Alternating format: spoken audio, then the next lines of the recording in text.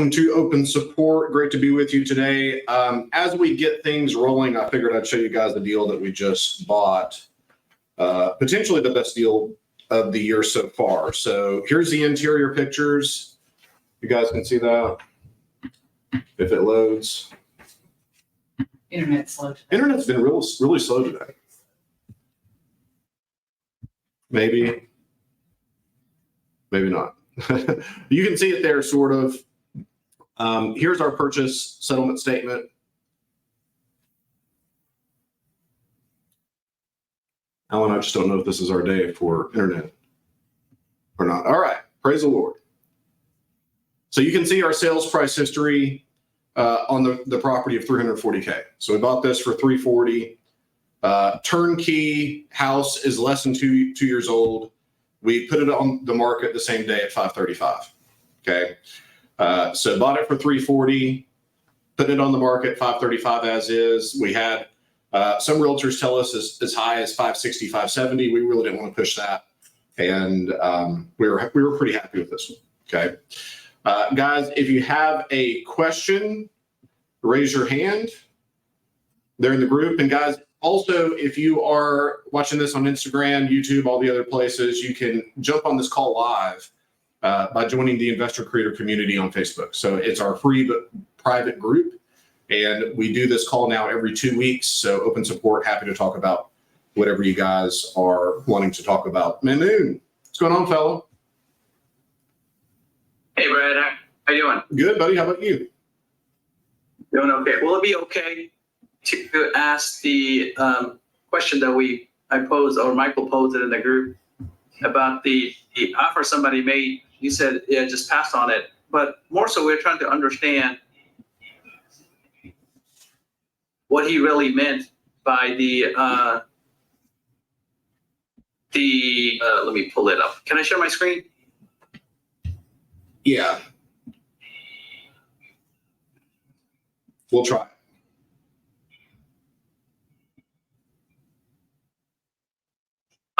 Look like I'm having technical difficulties here. It's just that day, man. I don't know. It says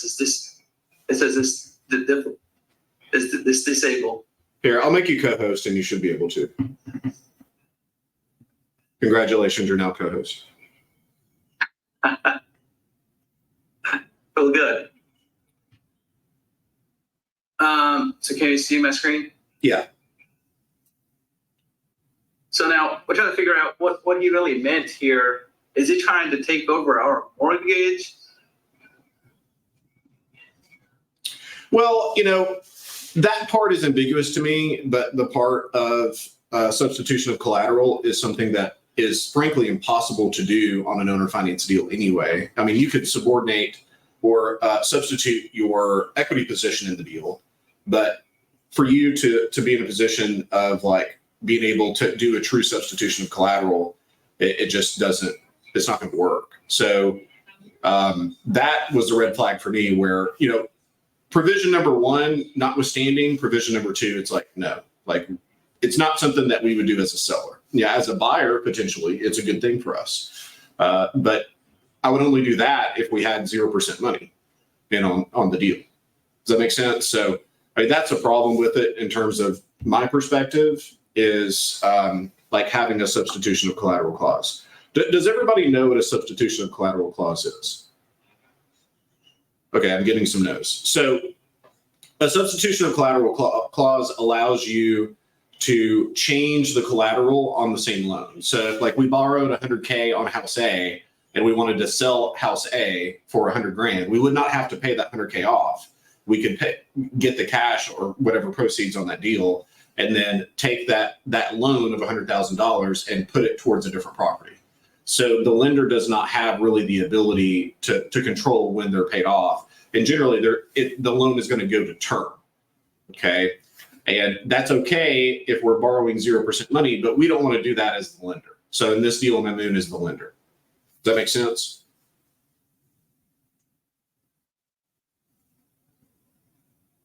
Yes. To me, yes. Okay, cool. So is that helpful? Yes. I'm gonna get back to you.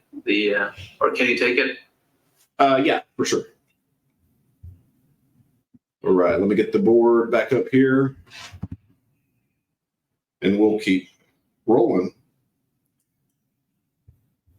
Let me add Titan in. All right, guys, if you have a question, it's open support and no hands right now. So if you guys have a question, feel free to raise your hand, and happy to talk about whatever you guys want to talk about: marketing, negotiation, deal structure, what we're seeing in the markets. Let me just go through that really quick because it's really interesting. Everything that we're putting on the market is pending pretty quickly. And we are seeing for the first time, again, multiple offers. So I've been seeing some memes and stuff on Facebook that had some of the bigger talking heads about real estate. Some very, very smart people, frankly, like Patrick Bet-David, different people talking about, oh, the real estate market's going to crash, real estate market's going to crash. And frankly, had you asked me 3-4 years ago, hey, we're going to go from a 3% 30-year rate to an 8% 30-year rate, and then maybe back down to about 7%, what's going to happen to pricing? I would have said, well, absolutely, price has to come down. You know, but we have not seen that. We're actually up 6% year over year as of right now in the real estate market. Okay. A lot of good things happening in the retail space, but it's one of those things also that I don't really care what kind of a market it is. You know, if I'm in a position where it's a 2010 market, that's when I started. It's really, really easy to buy, more difficult to sell, but owner financing solves that problem. If we're in a position where we're in a 2021 market, it's more difficult to buy. At least it is for a lot of investors, but we were able to buy a whole lot during that time. And it's really, really easy to sell. So keep in mind that whenever somebody says, oh, the market's good or the market's bad, it really depends on if you're a buyer or a seller. And because we buy and we sell, we're all the time caught between two separate markets. There's a market to buy and a market to sell, right? And so I think it's always really amazing whenever people say, oh, I'm going to wait for the real estate market to get better. It's like, better for who? You know what I mean? It depends on who you are. And if you're buying equity, then you can make a case that it's better to be in a good, more difficult seller's market. It's like, what is the definition of a good market? The definition of a good real estate market is a market you are effective in. And most people don't know how to be effective in a declining market. Okay. And guys, just to be clear, back in 2010, 2011, like wholesaling all but did not exist. You know, everybody wants to wholesale something. And I think that there's a time for that. But, you know, in 2010, there was foreclosures all over the place. Prices were down about 30, 35% across the country. Markets like Detroit, Las Vegas, Phoenix, South Florida, you know, were just decimated. I mean, far, far worse than 35%. And, you know, wholesaling all but did not exist because as a house flipper, if you wanted to buy something, all you had to do was make blind offers on the MLS. You know, I had friends of mine back then that were making 100 offers a day and could buy a house a day. And they just would, you know, blind offer half and see what stuck. You know, that's not what we do. And that doesn't work anymore. And I saw a lot of people that, you know, it's like a who moved my cheese type moment. There were a lot of people that had that process that got to where it didn't work. Just like, you know, I was talking to a buddy of mine today, Matt, and we were talking about, you know, wholesaling to the REITs, the real estate investing trusts, the hedge funds. You know, they were coming in and in decent markets buying rentals for 100, 110, 115 cents on the dollar.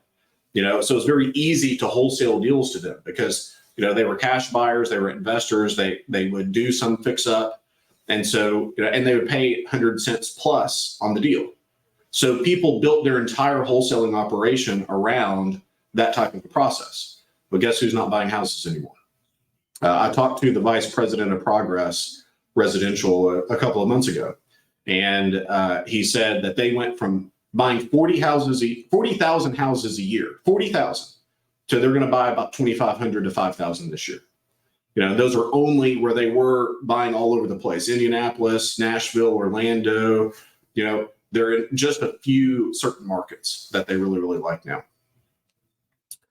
Joel says, I hear BlackRock is still active. Yes, they are, but they're not as active as they were. I mean, you still have some hedge funds, some REITs that are still going out and buying, that they're not doing it at the volume that they were, but we are seeing for the first time some seed REITs that are coming into the market. They're tougher to find, but we are seeing them, but they're being ultra conservative. And the difference is the cost of capital. The cost of capital went from, below inflationary rates to something that now is difficult to cash flow.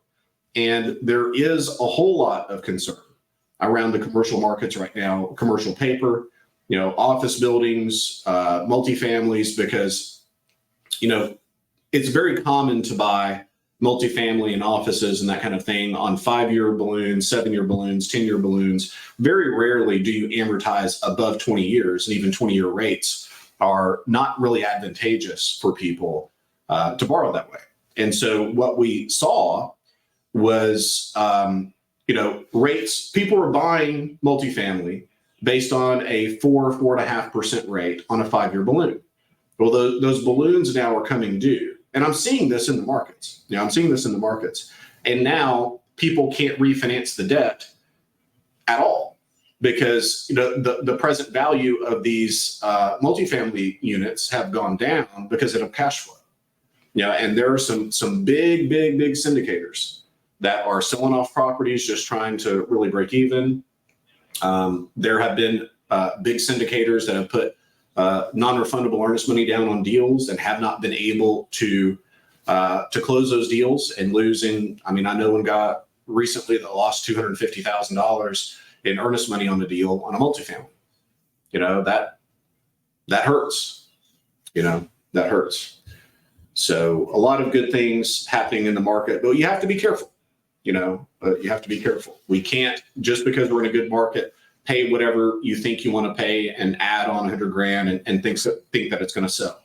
That worked in 2020, 2021. And there were a lot of investors that made very, very bad purchases at the beginning of their career that got saved because, you could pretty much buy anything in 2019, and in 2021, the equity happened in appreciation because, the market just saved them. Okay. Hope is not a strategy. So we need to be in a position where we have a good working process to make decisions for us. That's tested by historical measures. So we want to buy in a way that works in bad markets, buy in a way that works in good markets, and everything in between. Okay. Hopefully that makes sense. All right, guys. Any questions? Yeah, COVID balloons are coming due. Okay. Joel Sanchez in the chat. Hi, Brad. Do deals like this one sold as is come by often? Yeah, whenever you have a good marketing budget, then these deals do happen. And, now they're not usually 200K spreads. That's a little bit abnormal. But we're seeing more and more deals that we're just buying and just putting on the MLS as is. Okay. And those are always the best deals. The no-haves, no rehab at all. Joel, go right ahead.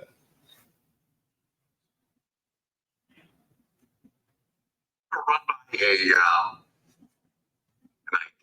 with you. Okay, I like ideas. PPC has got the best ROI. And I know I broached the idea in the past. PPC has got the best ROI. It's the most intention-based seller. Yes. It's motivation, fastest time to close. However, because I rue getting phone calls at beep when I'm in the middle of my family time trying to figure out how to scale.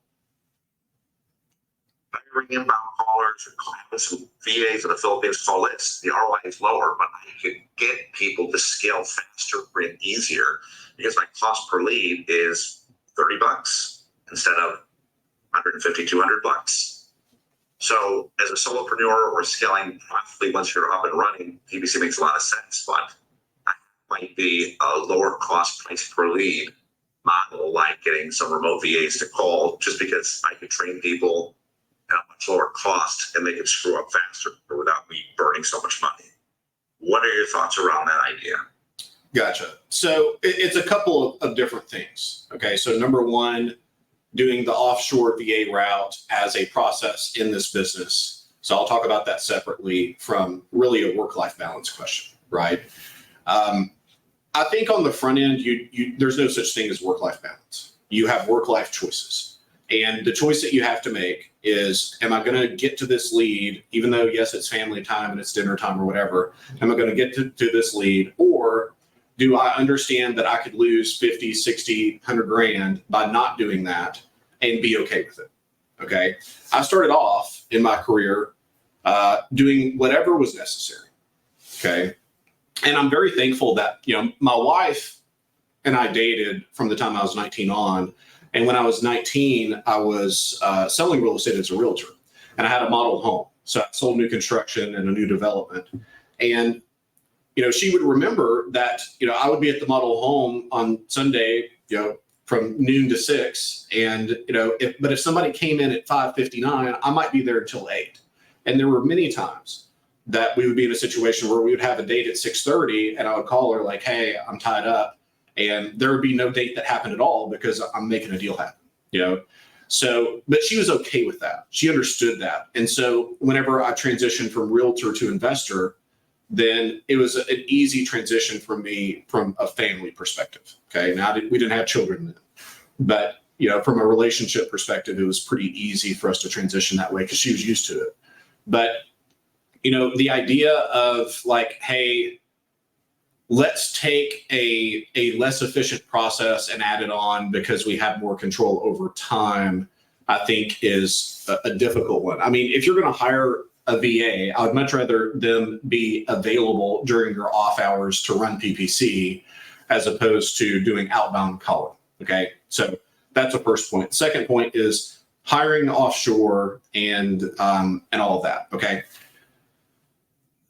I find the VA model a difficult model to manage. Now, some people have done that. I'm great. I'm not a great manager. I'm a good visionary. I'm a good marketer. I'm a good buyer. But in terms of like me being the controller, that's not my personality type.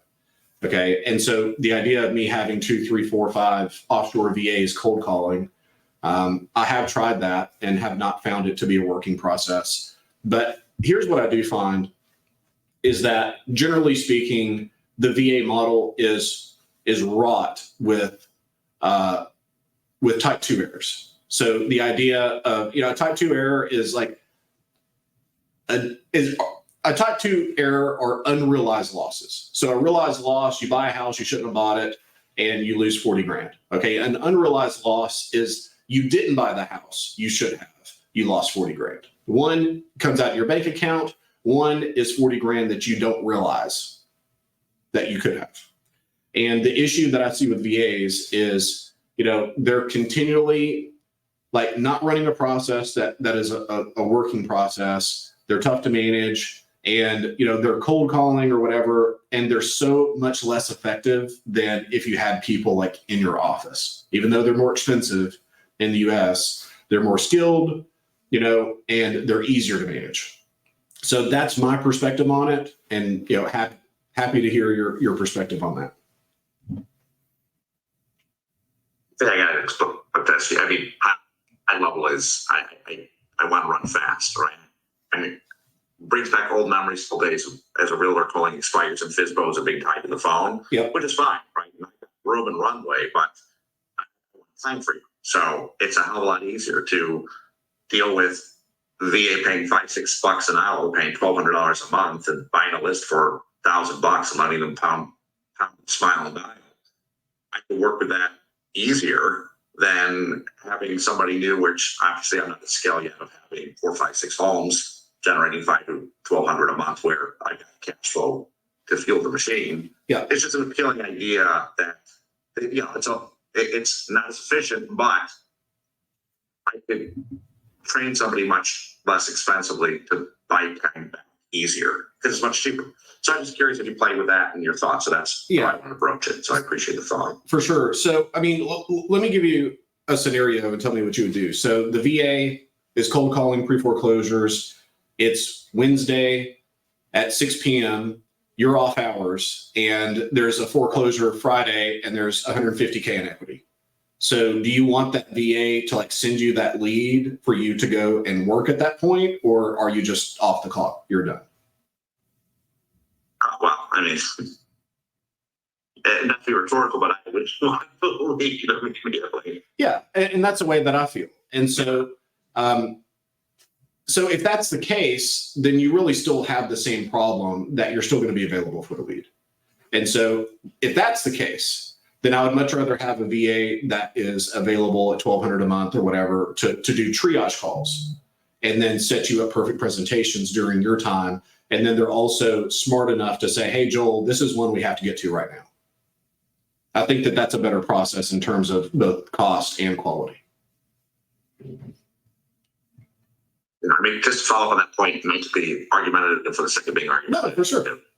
That deal, 100% I would want. Yeah. However, the majority of the deals, when what is that diamond of the rough deal? Probably 1% of the deeds come through. So the majority of the deals are run of the mill every day, operating day. Yep. Probably can wait a few hours, 6 hours until I get it. And maybe it's a simple SOP where I say, hey, listen, here's criteria. If there's more than 100,000 equity, call screen right, smoke signals. I don't care. Yeah. I don't know. But, Well, that's the idea because obviously, well, why?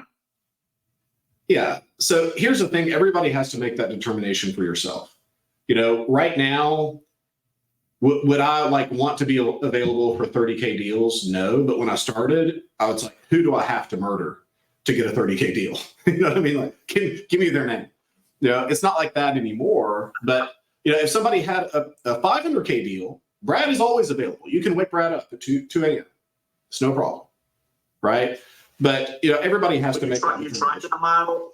Have you tried the model, the list of the VA model, or you just know people that have it and some crash and burn? No. Some made it work. Have you tried it? We ran it for about 6 months, but it's been a long time. It's been probably 6 or 7 years ago.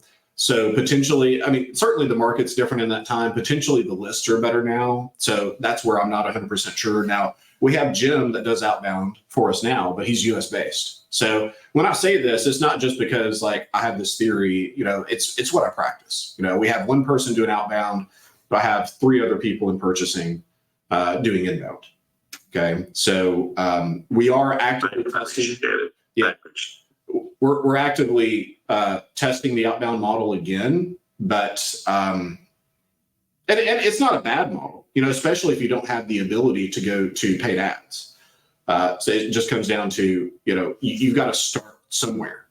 I started with bandit signs, running bandit signs all over town at, 2 and 3 a.m.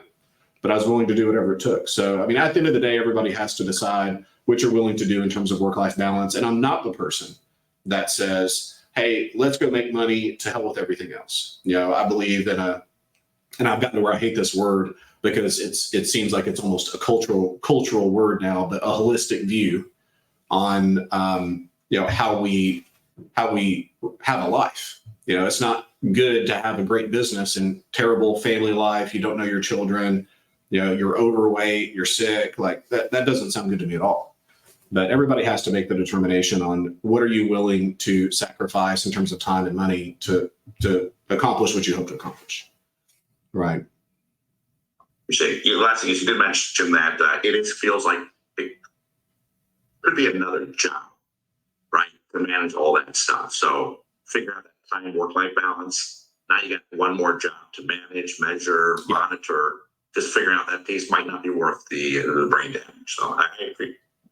That's right. And then also it's why we don't hire part-time people unless they're interns. Like we have 2 interns right now, that are in college and, working with us. I look at that as more of like a charity thing, like a give back. But, we do not hire part-time people.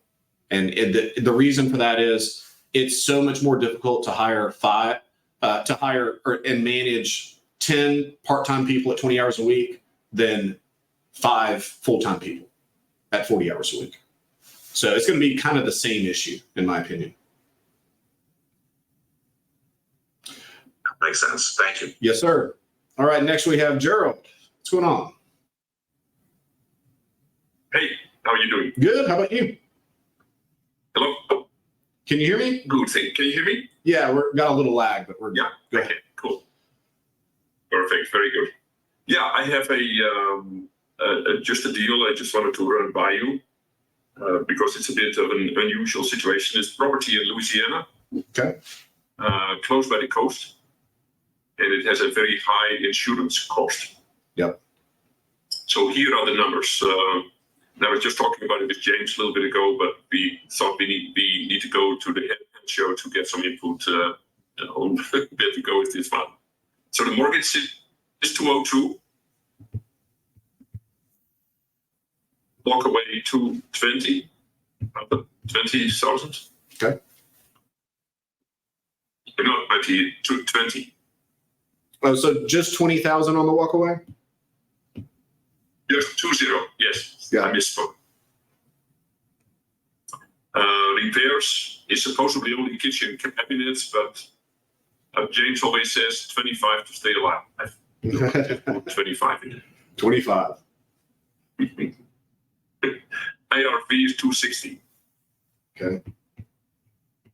And arrears 0.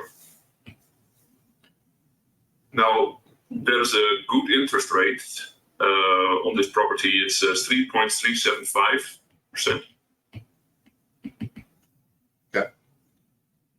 But the mortgage payment is $28.75 a month. So how much is the insurance per year? And that is the insurance is 16,100 or perhaps even a little bit more. So 1342 plus a month. Wow. And that is the basic insurance is 11.4, but then there is FEMA flood insurance 4,700, something like that. And the reason is because it's like 50 miles off the coast, and they have got all these wonderful hurricanes in Louisiana Yes. that always are attracted to Louisiana. Yeah, they seem to be. So this is mandatory. The property has been raised 4 feet through a government grant that has already been done, and the property is 2,900 square feet. It's 2,000 square feet for the main house, and it has an in-law suite. It is a separate kitchen, almost 100 square feet. Got it. That was one reason. Gotcha. So how confident are we in this 260 ARV?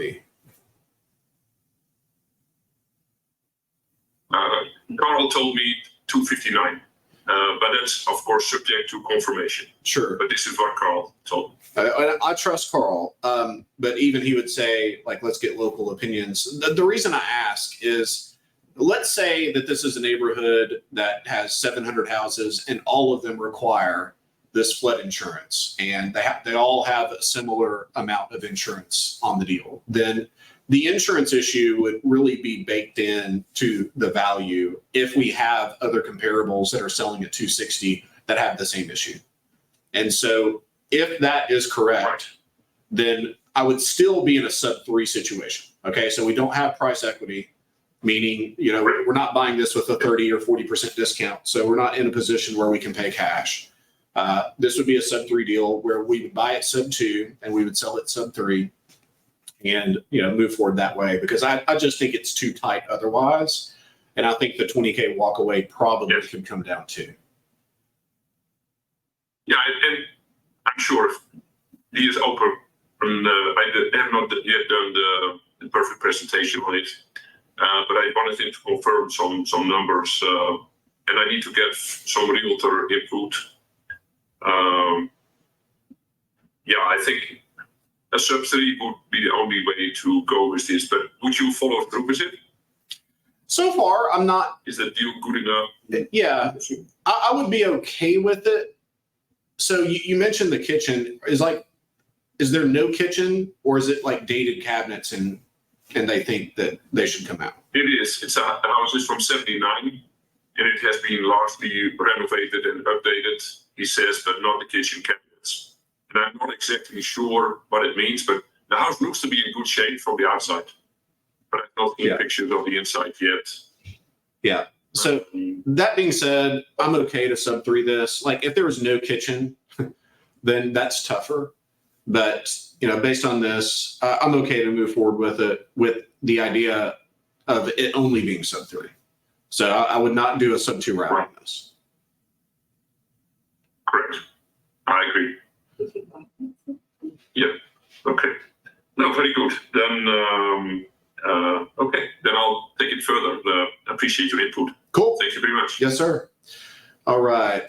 Chris in the chat says, I spent 10K on VAs, and despite training and management from a real estate investor group, they never quite got it. Lots of non-motivated leads, and who knows how many unrealized losses. Yeah, that's probably true. Got one good deal, spent $4,200 on PPC and got 3 deals. Yeah. And $4,200 in 3 deals is slightly better than normal, but certainly within the realm of possibility, depending on what the market looks like. So that's kind of the difference, and guys, keep in mind, I ran direct mail for years. We were running 70,000 letters a month at one point, and it became so inefficient because, 70,000 letters a month, you would have, 3% call rate at that point. So that's 2,100 calls. So 80 or 70 calls a day.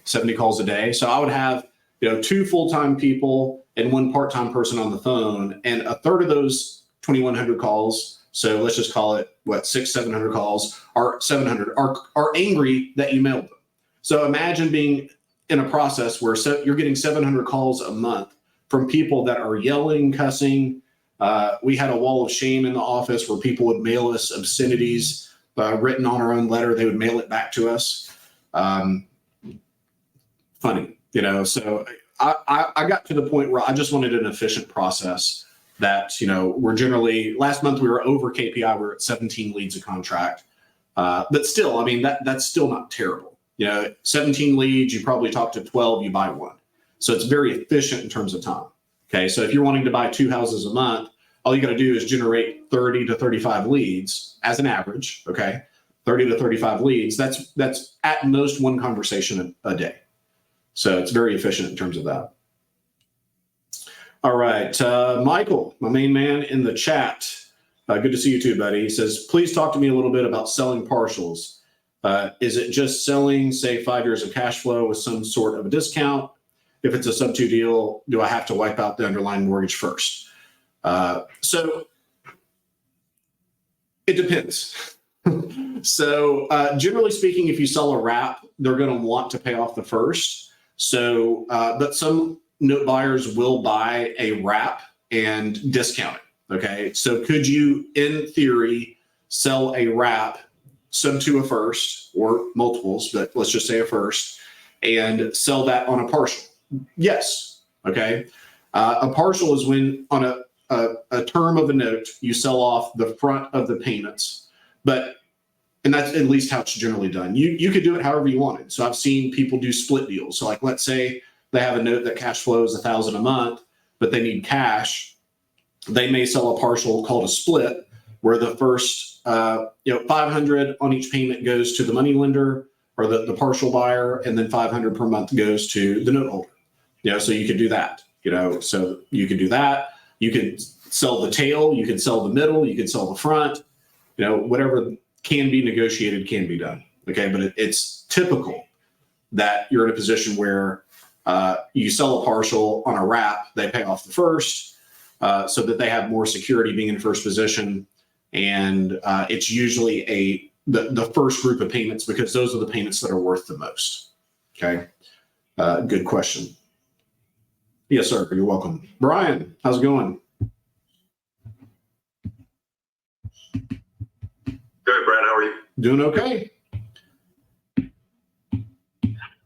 Hey, quick question on Gerhard's deal there. Oh, what you just had up. Yep. Here we go. Should come back into it.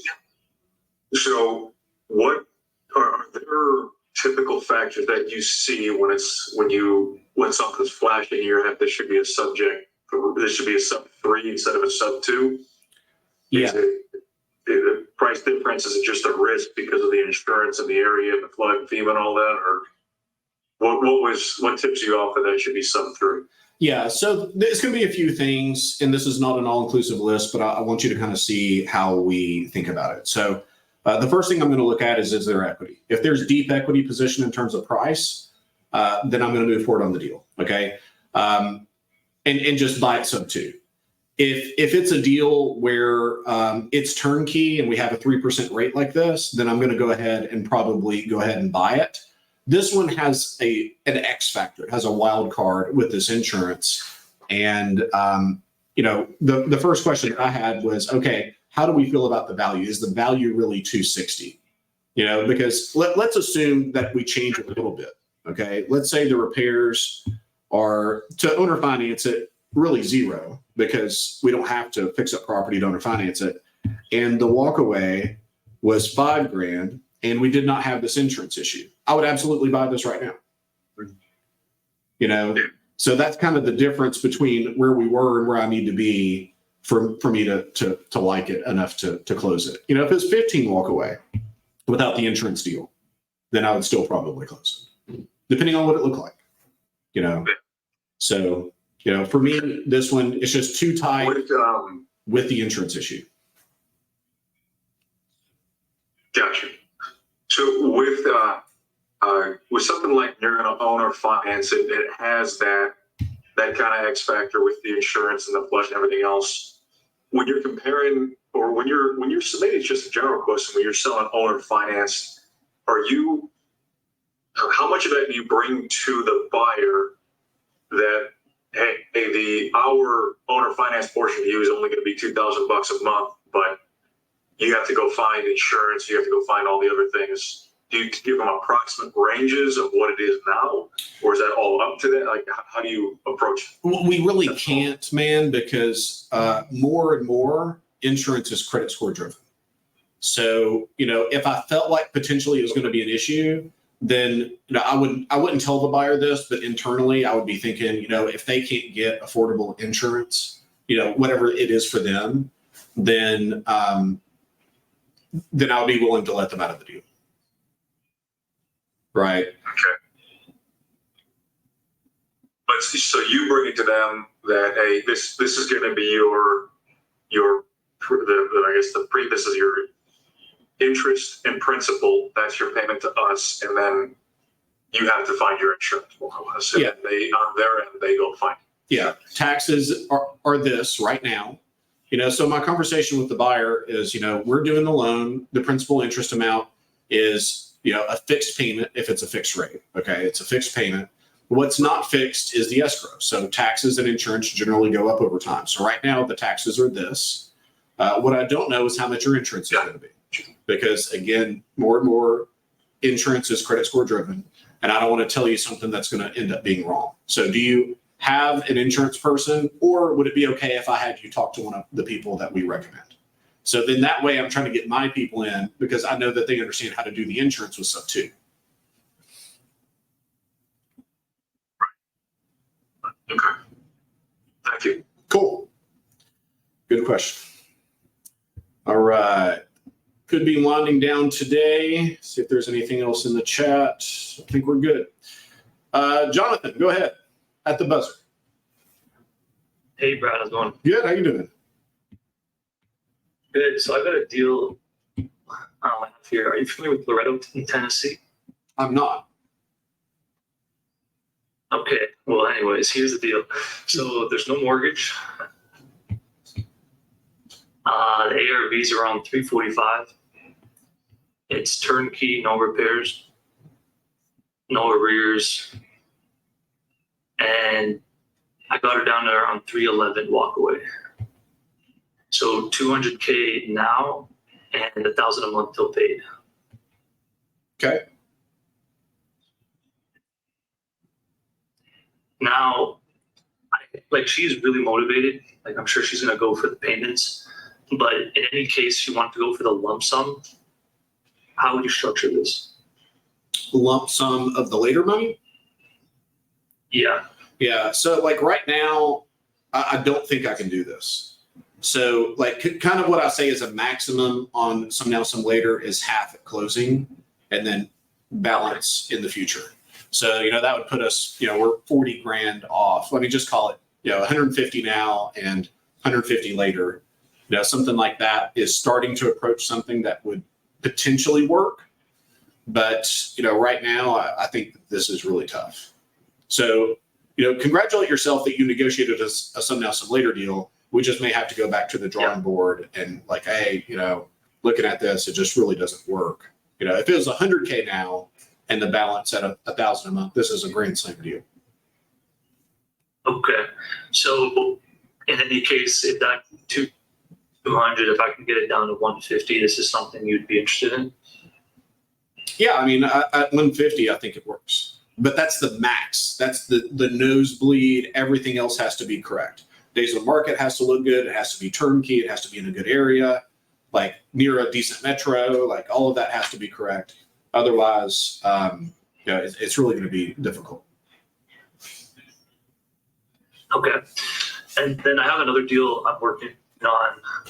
It has a split parcel lot. It's half an acre, but it's got 0.25 acres on the home, and then a 2.5 kind of on a big garage of a shop area, if you were to call it. Does that have to get purchased separately on different agreements, or can that be on all one? It doesn't have a different address. Yeah, so if it's a different deed, then it doesn't have to be on a different PSA, but you want to, in paragraph 10, because I know you're using my paperwork, say house and garage on half an acre. So you're describing what you're buying. Does that make sense? Right. Okay. So obviously online, prop stream, you can see the lines on it, right? It's kind of split into two. Yep. But I just want to make sure that I'm buying both, not just the home. Well, and I've seen it done this way as well, where there's one deed, but two separate legal descriptions. And so you have underlying lot lines on one deed. Let title deal with that, but make sure, here's what not to do, is what I did about 3 years ago. We bought a double wide on 14 acres, and it was 7 acres on parcel 1 with the double wide, and that's where the address was, and 7 acres next to it. And what we didn't do was put in the PSA, double wide and 14 acres. And so whenever we bought it, the deed was signed by the seller, and it was just for parcel 1. And so when we went back to them and said, hey, you forgot, there's an issue, we have parcel 2 as well. They're like, oh, no, that wasn't included. And we lost the 7 acres. And it cost me $70,000. But luckily, I still had about $70K in equity in deal number 1, in parcel 1. So that was a type 2 error. That was an unrealized loss. So I did not have a good day that day. But I remember being mad about it for about 15 minutes. And I was like, you know what? I'm really blessed that I can be in a situation where, effectively my balance sheet goes down $70,000. And it's like, it's okay. It's not what you want, but it's okay. Right. Okay. So I guess just having that special provisions, house and carport garage. Yeah. And so you want to tell the title company when they do the deed, make sure that it's 2 separate parcels. So it'd be legal description number 1, legal description number 2. Okay. All right. Appreciate it, Brad. Thank you. Anytime, dude. Rock and roll. All right, Brian. How goes it? On that deal you got on the board right there. Yep. So say you got the some now, some later. It's at the max 50% ballpark. Just saying it's 150 to walk away with $1,000 a month till paid. Yep. I can do some more reps on some now, some later in general to better understand. But what would an exit look like for this that makes sense? Yeah. Cool. Are you going to own or finance this? For sure. And try to make that work? Or yeah. So let's go through the numbers. So if the ARV is 345, I'm going to bump it for owner finance. So my OFV is going to be 37. Okay. Down payment of 37,000. Sure. So I'm pretty terrible at math. Let me actually get my calculator. So 370 minus 37. 333. So let's just call it 335 on the note once you have your loan origination fee. So if we run 335 on a mortgage calculator to come up with a payment. So 335 $150,000 on a 30-year note at 8% is $24.58. So that's the amount of principal interest coming in on the deal. Does that make sense so far? Sure. Okay. So now we have to see, how do we make money on this deal? Okay. It's going to be tight. So if we borrow the $150,000 at 12%, then we have a $1,500 principal interest. I'm sorry, just an interest payment, which would be okay, but really we want to amortize it. So let me run it on a 20-year. So 150,000.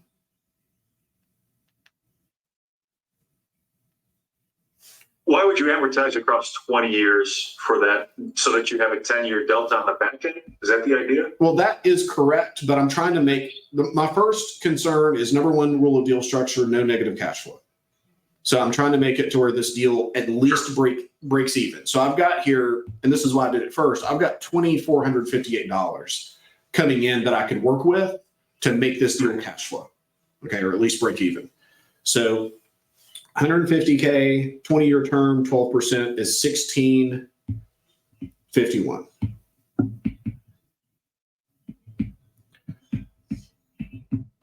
Okay. And then if we ran, let's say we got really, really good some now, some later on the 150 later, and we got it at $750 per month. Okay. Which can happen. I've had deals like that. So let's calculate our cash flow. So 24.58 minus 16.51 minus 750.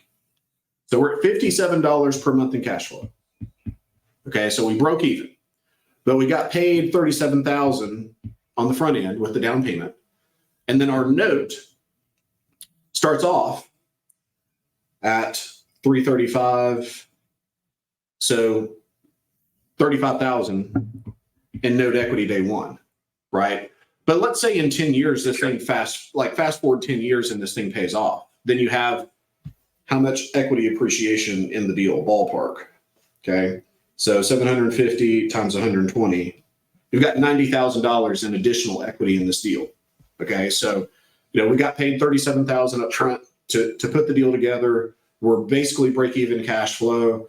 In 10 years, the 100K private money loan that we put in at 12% might be paid down to 100. And then, we have $90,000 of additional pay down principal on the some later money. Okay.